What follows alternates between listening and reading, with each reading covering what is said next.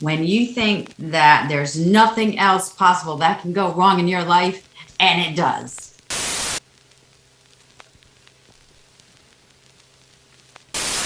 My X-ray glasses are hypnotizing you. They are. They totally are. Oh my God. Well, Yes. I can't stop staring at them. Like my eyes haven't even gone through the whole picture. They're just staring at the glasses. Yes. Yes. Naked interviewing with a poker face. I love it. Mm-hmm. We only tell what we want to tell. Welcome, Lena Sisco, to this existential corner of the universe.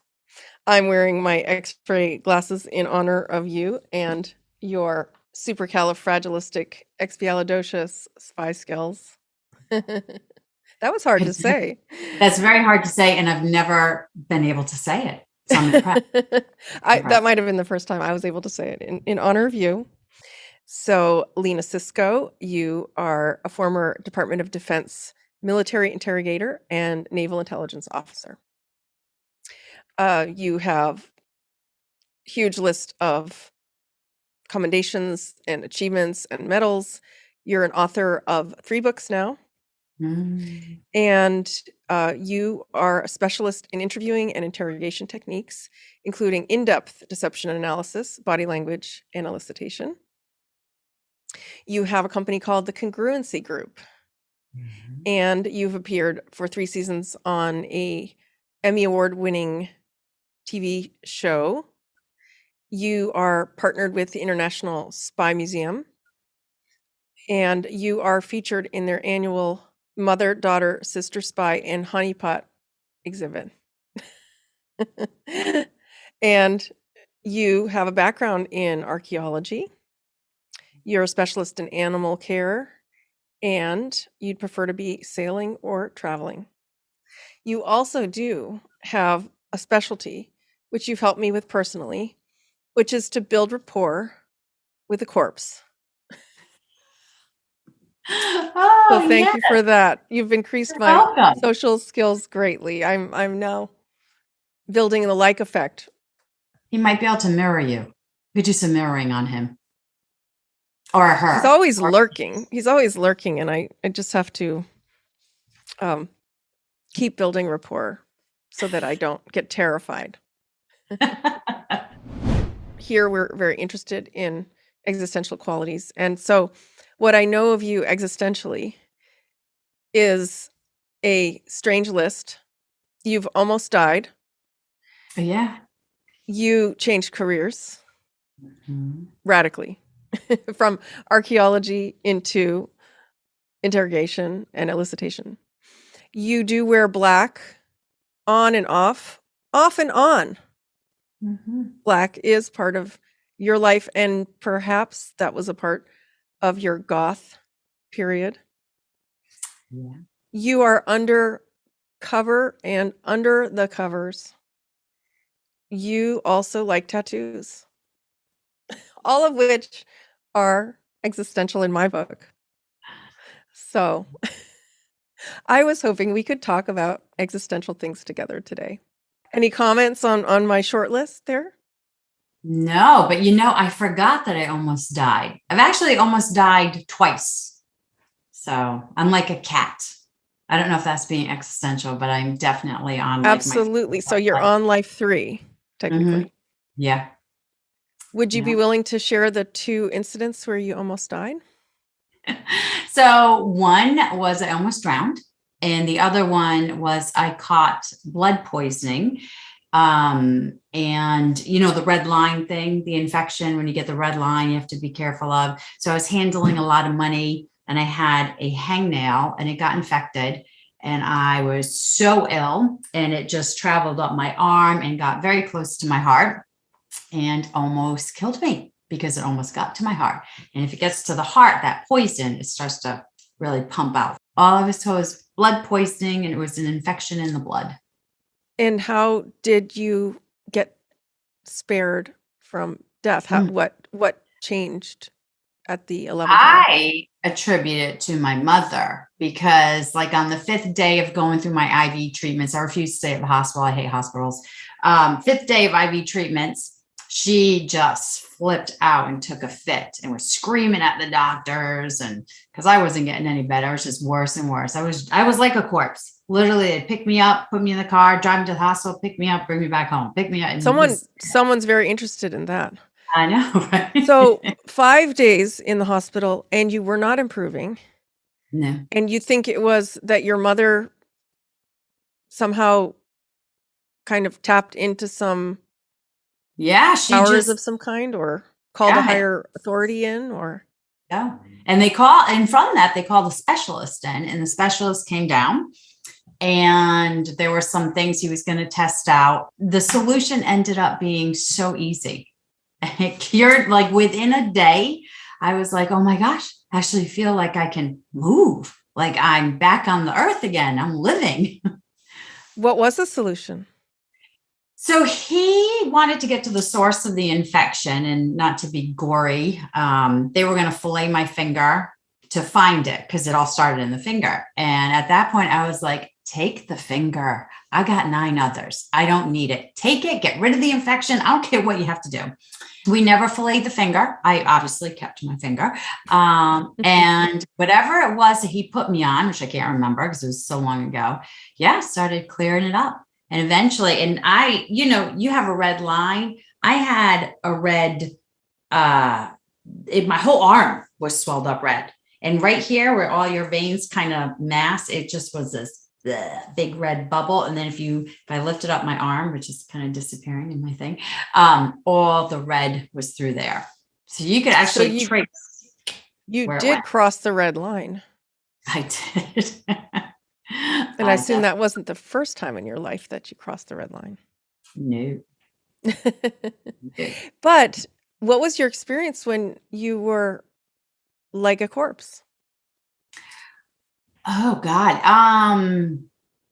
It was weird. It's exhausting, super tired. But I was at peace. I wasn't freaking out. And I literally was in the hospital bed and the nurse looking at me saying, honey, you're not going to make it. And I was like, okay, it is what it is. Yeah. So you were aware that you might not make it. Mm-hmm. And at the same time, you were at peace. Yeah. No stress. And what age were you when this incident occurred? That's a good question. I had to have been, how old was I? I want to say early 20s, 23, 24, maybe. I can't remember. And you didn't have any big attachment to life and living even at that age? No. I have always kind of been a whatever happens, happens, right? Even if it's like, if it happened, then something is going to come of it, right? So I kind of toss up everything to the universe. I toss it to fate, and whatever falls back down, that's the way it's supposed to happen. And so you just deal with it. So I think I looked at it like that. And the other incident where you almost drowned, was that previous to the red line incident? Oh yeah, I was very young. I think I was 13, grew up on a beach. And I just happened to I was very, very small. I didn't grow until like high school. I was very tiny. And I was out there swimming by myself in big waves, and, waves come in sets of 3, and the third one just clobbered me. And I was in the surf. So I was rolling around in the surf, not knowing which way was up or down. And I've been in this situation before. I'm like, I got it. It's all good. So I was kicking, right? And I thought, if I kick and punch, then I'll feel either the surface or I'll break through the water line, and nothing. So I thought, okay, let me open my eyes, or whatever way the light's coming, at least I'll have a heads up of which way is up and down. Cause I was like churning, like in a washing machine. I had no idea. So I opened my eyes, and nothing, pitch dark. And then I told myself, you're going to die. And I took a breath. And so today I took a breath underwater, and from taking a breath, the next thing I remember was waking up with my face down on the beach, coughing up water, and a whole crowd around me. Now, it's interesting because I tell this story in almost every law enforcement course I teach on strategic interviewing, because in my story, you would have heard me just say, the next thing I remember was, and we call that a text bridge. And a text bridge is a group of words that jumps over a chunk of information and a chunk of time. And it can be very indicative of lying by omission, leaving something out. So if I don't want to talk about it, I'll say, and then, and the next thing I remember, and all of a sudden, but there's something that happens. So it doesn't necessarily mean it's a lie all the time, but you are jumping over a chunk of information and time. And in my case, I don't know the information. It's gone. I don't even know how much time it was. It's deleted from my memory. But it's very interesting story. Yes, very interesting. So you had a true existential moment or more where you literally had no conscious awareness of your existence, we could say. And therefore, all of the information was omitted when you went to speak about it. And that is an incident that you use when you teach law enforcement about the statement analysis and how people can lie by omission. In your case, you actually were missing information on that time period. Yes. So, and when I teach anything to do about getting the truth or detecting deception, I'm always telling people, listen, it's not clean cut. It's not 100%. Nothing's 100% in the world. You have to figure out all the caveats. You have to baseline this. You have to really dig down before you make the conclusion as to whether or not somebody's being honest or not. And yes, you can baseline behaviors, but you cannot jump the gun and make an assumption, because the moment you do that, you may not realize, oh, that chunk of information is gone. That person doesn't even know it. Right. So it's being very thorough and very analytical when it comes to getting the truth. We are interested in the truth here. Yes, we are. Always and forever. So you are a heroic woman. And in the hero's journey, there is a description of a phase called the dark night of the soul. Have you, in your exciting and fascinating life, have you had some kind of dark night of the soul experience? Yes, I've probably had many of them, but the one that comes to the surface immediately is when I lived in rock bottom's basement for a while. And what I mean by that is when you think that there's nothing else possible that can go wrong in your life, and it does again. And at that point, I was like, oh my God, you hit the wall. I had no job. I didn't have a place to live. What else? Couldn't pay my bills. My health was failing. And just because I was sick at the time from stress. And I thought, what else can I take on right now? What else? How am I ever going to crawl out of rock bottom's basement? And every day you wake up and you say, you're going to crawl out. You're going to do this. Stop sulking. Stop wallowing in self-pity. Pick yourself up, clean the off, and get to work and just conquer. And so every day having that kind of that duality, like really pushing away the negative voice and saying, no, you have to do it. There is no other option. You have to do it, whatever it is, right? And I meet a lot of people that I've coached and mentored who have been there. And I share my experience with them. And they're like, I kind of feel I'm there right now. I don't know what else to do. And I tell them, like, listen, dump that voice, put it in the trash can, charge ahead, and we're going to help you charge ahead. So in your case, it was a mental fortitude in that you put aside those negative voices and you chose to do it, whatever it was, which I assume was the next obvious positive action that you could take in that moment or that day. Did it take time for you to come out of rock bottom's basement? It did. Yeah, I think so. And that's the thing. And I think as society, we have fallen into, I want it now. I mean, think about it. Whatever we want, we can kind of get now. Look at Amazon. I want something, it's delivered to my door the next day. But some things take a lot of time. Even working on ourselves, it takes a lot of time. And when we don't see immediate results and get that instant gratification, we start to get frustrated. And when more frustration builds up, then the self-doubt comes, then the worry comes, then the I'm giving up kind of comes, right? It's a natural progression. So I think if we just cut ourselves some slack and say, you know what, things take time. Things aren't going to happen overnight. Change is not going to happen overnight, but just allow yourself to be okay with that and still work at it, whatever it is, but constantly work at it. And what else changed for you?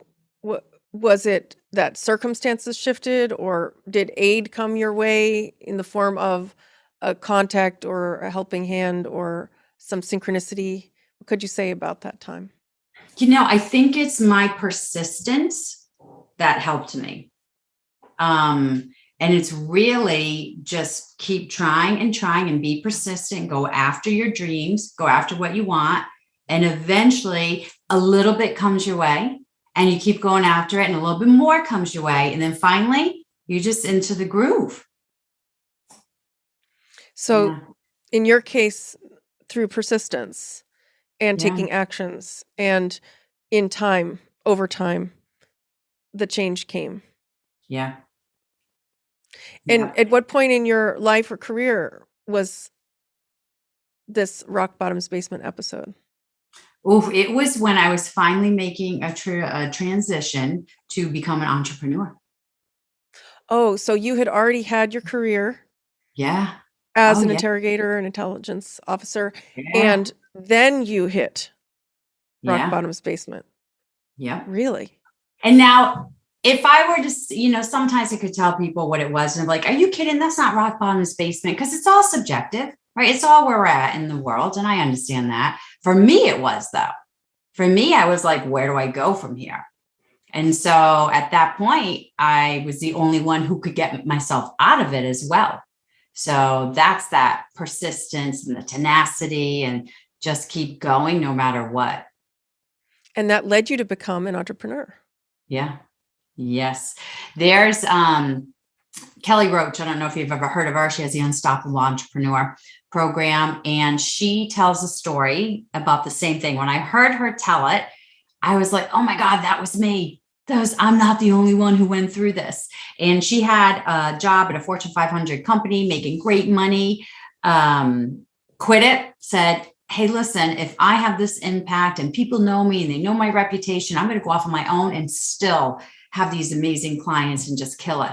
And she said, yeah, the first time I ever launched my course, she's like, nobody signed up. And that's kind of what I went through. I'm like, I have this amazing reputation. I've been making, 6 figures. I've been killing it, this, there, another. And then I finally said, I'm leaving it all. I'm going off on my own, and poof, nothing. So it takes a lot of time. It takes patience. It takes tenacity, persistence, all of that to really get to where you want to go. And some people are lucky. It just comes, but other people just got to keep working. Mm-hmm. So in your case, it was perseverance, tenacity, and just staying on it. Yeah. And is that the origin of the Congruency group?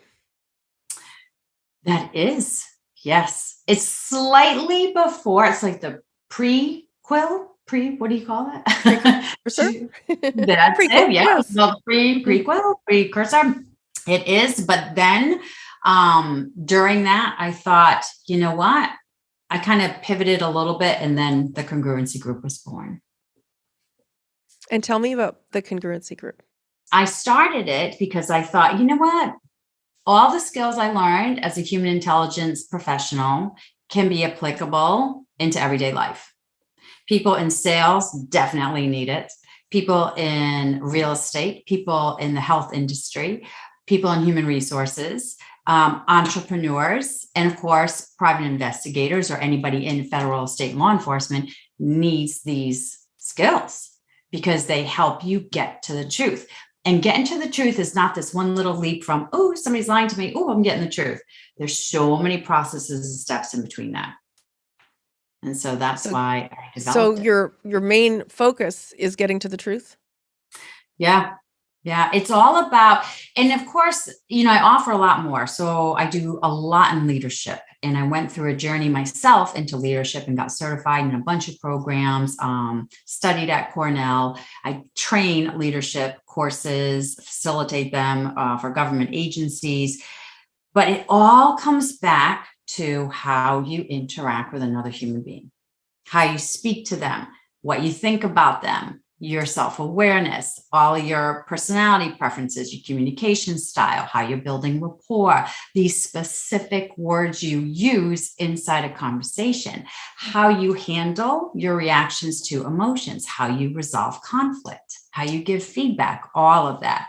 But I think it's just all about that interpersonal communication skill set and connecting with people. And in my case, I really focus on getting the truth. And where does congruency come in all of this? Which, by the way, I'm going to shift body position and get congruent with you. There we go. Tell me about congruence. So it came from behavioral congruency, right? So you have congruent behavior and incongruent behavior. And congruent behavior is when the spoken language or verbal language syncs up with your nonverbal language. And when it's out of sync, it's incongruent. So that's where it came from.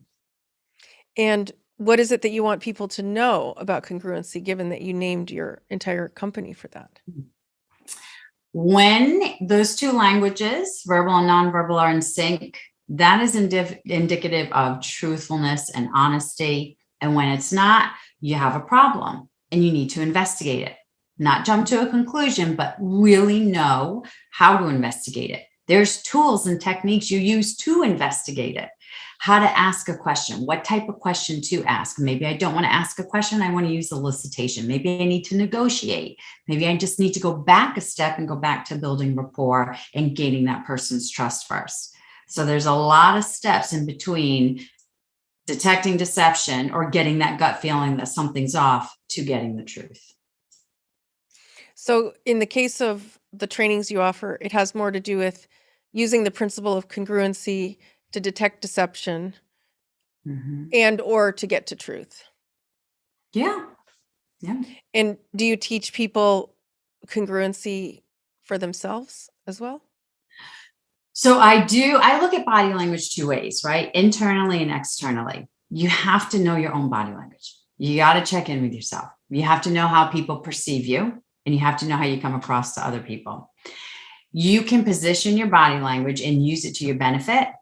And if your body language, your brain is taking over, it could be to a detriment, because there's sometimes we get into an uncomfortable situation and we tend to just close up. Right? Instinctively, the body's like, go into protect mode. We cover our power zones. We ball up. We become smaller, become real tight to get through the anxiety. But all that does is increase your cortisol. It just makes you more stressed.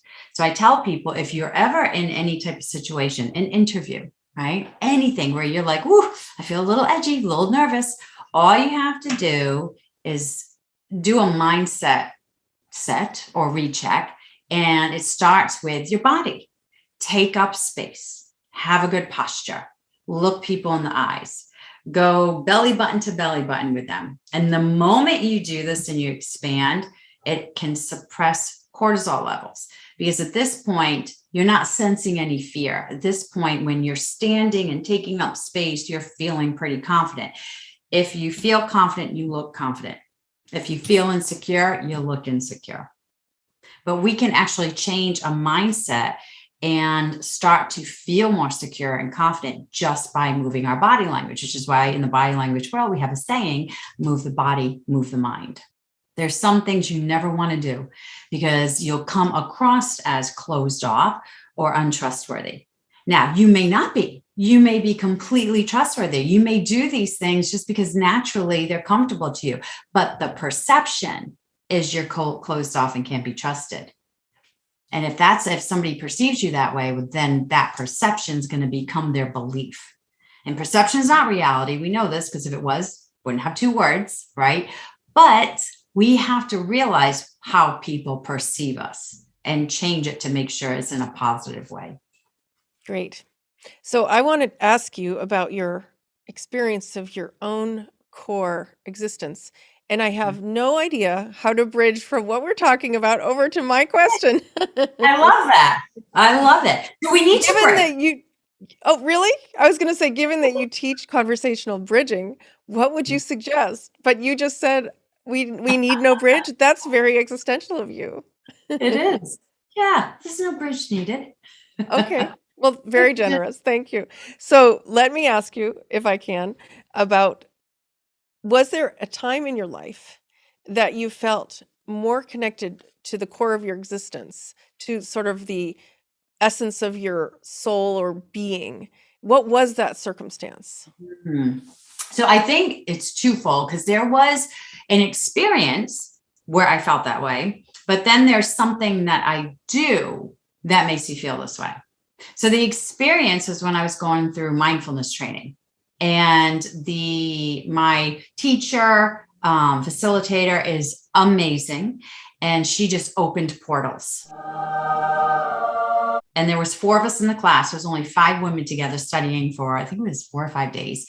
And it was very intense all day long, but she was brilliant, and she really opened up something where I can tap into more of my intuition. So that was an experience. But the other thing where I start to feel very connected and very grounded and very me in this world is anytime I'm working with animals. And as I think you know, maybe you don't know, but for the past like 20 or so years, I have been volunteering, whether it's at zoos or aquariums or SPCAs or museums. So I volunteer to be around animals. At one point, I had 11 of my own. I rescue them. But whenever I'm in with a wild animal, right, and I'm training, or if I'm my last volunteer job, I was a bird of prey handler. At that moment, that connection between animal, wild animal, and human, I just find amazing. And it's humbling. And I think it's just really grounding. So those would be my 2 things. Yes, amazing. So one was this experience of portals opening when you're in your training, and that was kind of induced in the group and with the particular instructor, and you had that experience. But the other one that seems to arise more naturally is in the connection that you experience between you and wild animals. And so in that connection, because that does seem to be more organic for you, in that connection, what do you know of yourself? What do you know about your own being? What do you feel about you in that connection? Well, so I read, I read body language. I teach body language. I'm reading the body language of the animal. And I think at that point, I realized, this, I don't want to just label it as intuition, but this reading of body language, of getting a sense of what this other being, animal or human, is thinking, or what's going to happen next. I think that at that point, I realized it can happen with both animals and humans. And it's the same science behind it. So it's just neat to see how they read each other. Like when I was a bird of prey handler, right, I'd have Gary on my glove. And I knew when Gary was having a bad day. And I knew when people could come a little closer, when they had to stay away. I knew when he would try to bite me, or if he was going to bait, or whatever was going on.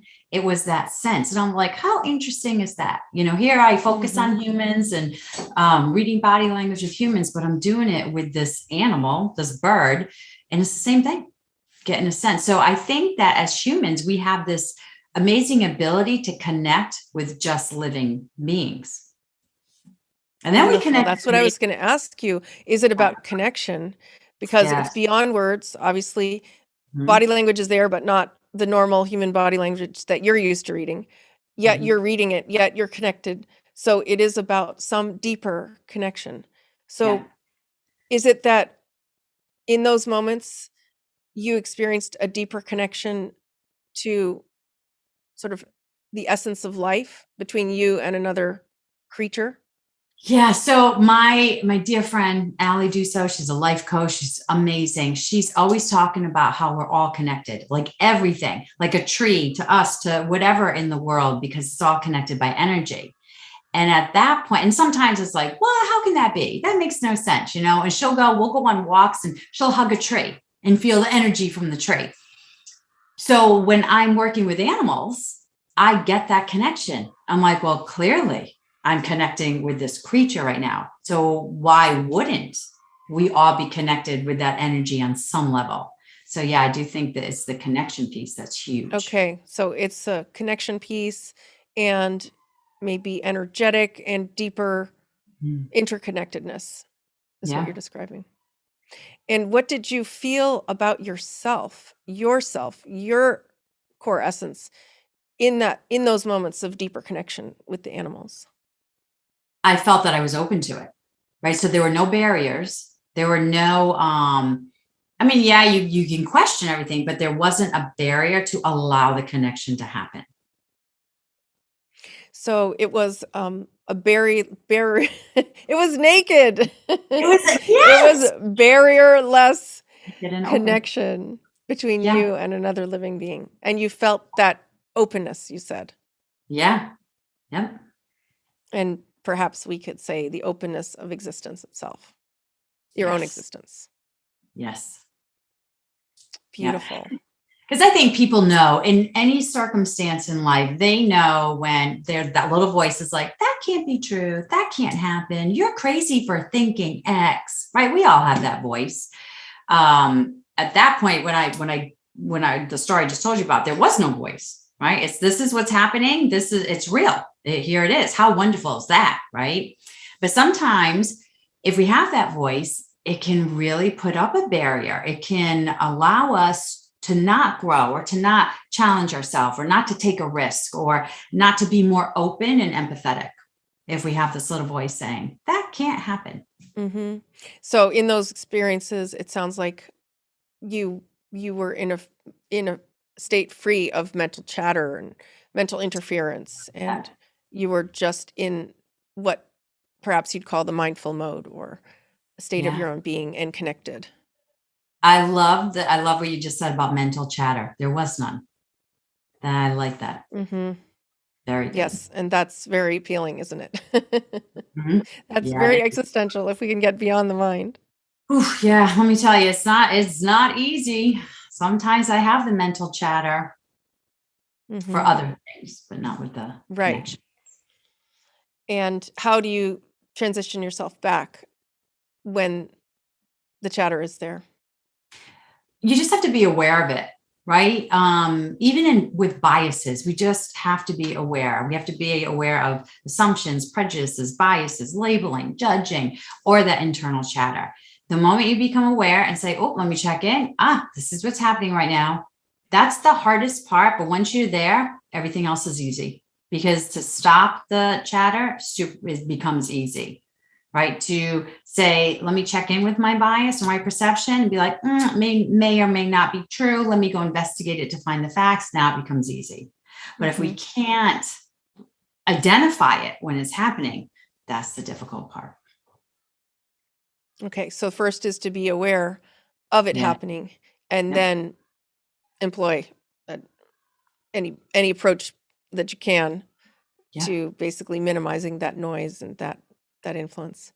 Mm-hmm. So I imagine that you help the people that you coach and that you teach with this kind of awareness, and also with this vast range of skills that you share.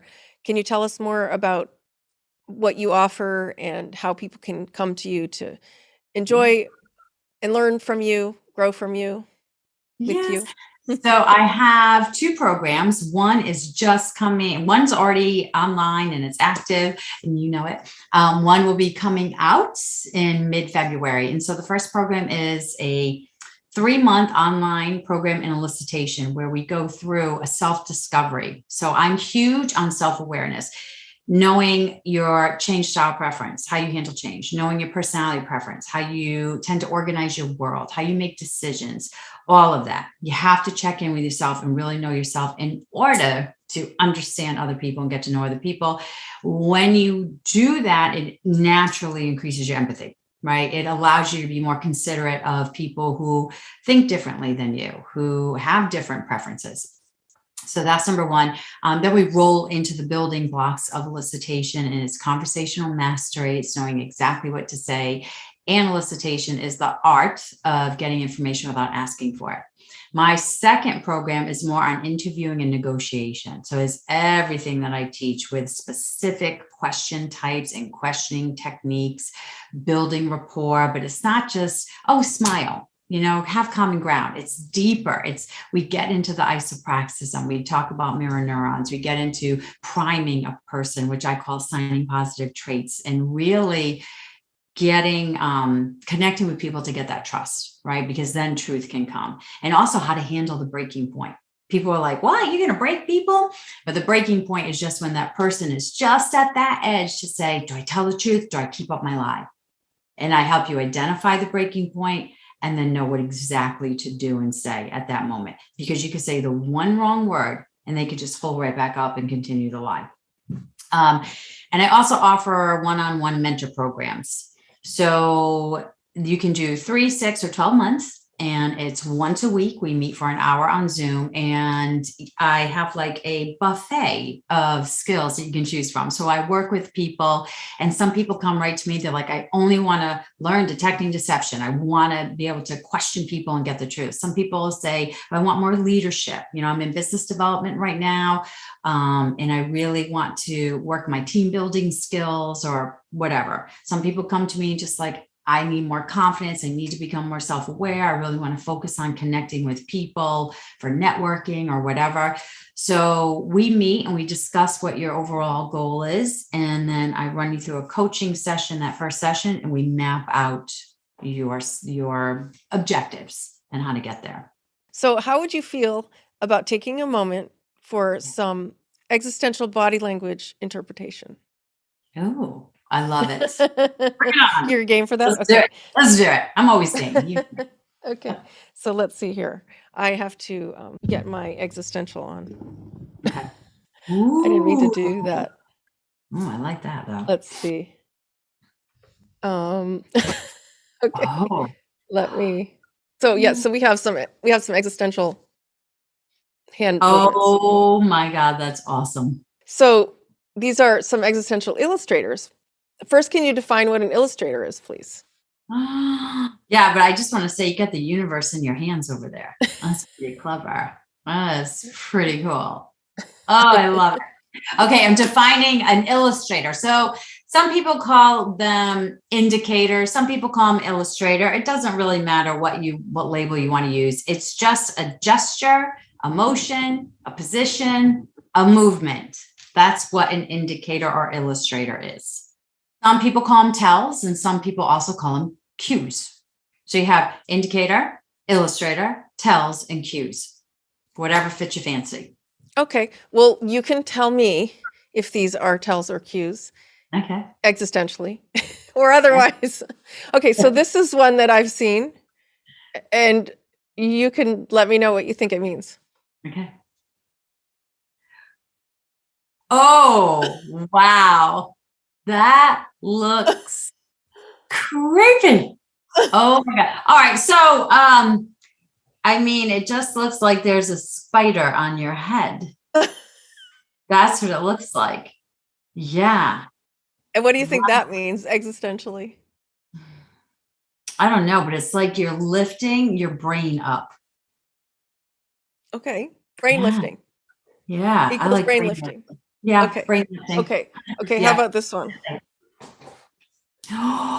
Oh, that is a superhero wannabe behind a disguise. Okay. Yeah. Existential superhero wannabe behind a disguise.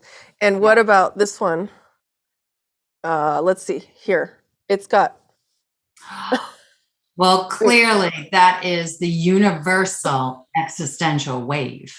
Oh, okay. It's the universal existential wave. Let's see. What about this?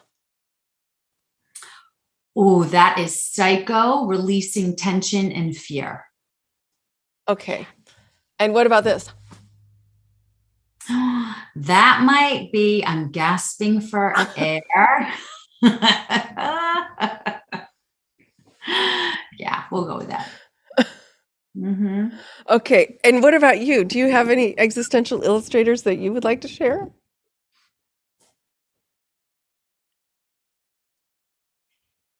Yes.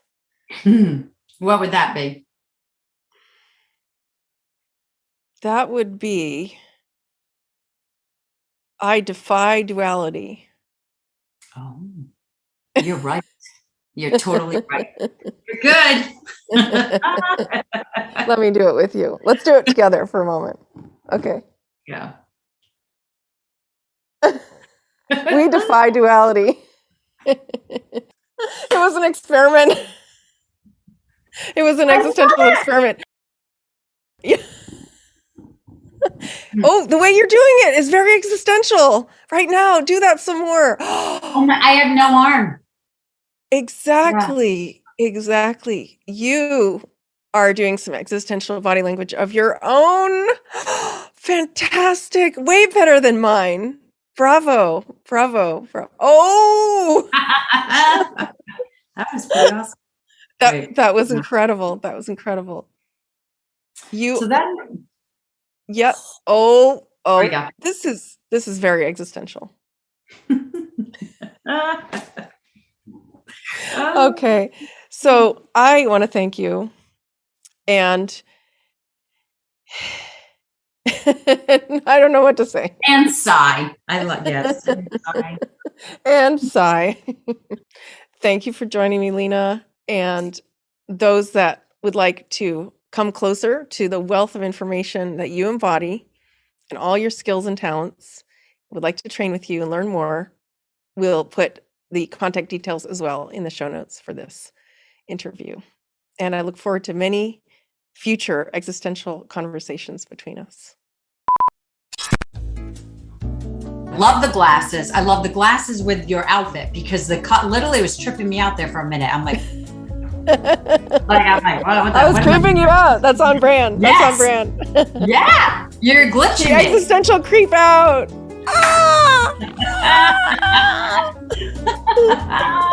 Oh my God.